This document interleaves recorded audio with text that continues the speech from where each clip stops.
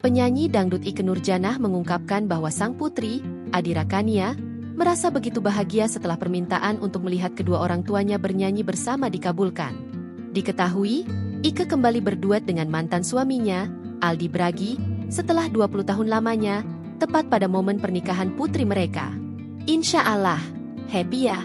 Dia juga kan sempat bertanya-tanya, sebenarnya ini akan terlaksana atau enggak?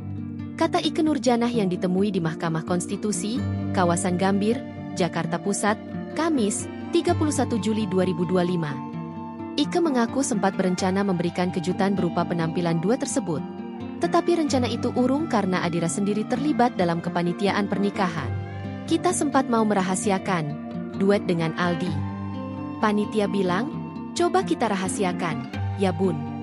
Aku bilang, boleh, enggak apa-apa, aku rahasiakan. Tapi ternyata nggak bisa. Karena yang membuat konsep pernikahan ini adalah anak saya sendiri, tutur Ikke. Jadi ya nggak mungkin dia nggak tahu, tambahnya sambil tersenyum. Meski demikian, Ikke tetap merasa senang karena bisa mewujudkan keinginan putrinya. Yang penting dia senang, karena apa yang diminta dari mama dan bapaknya dituruti, tutur Ikke.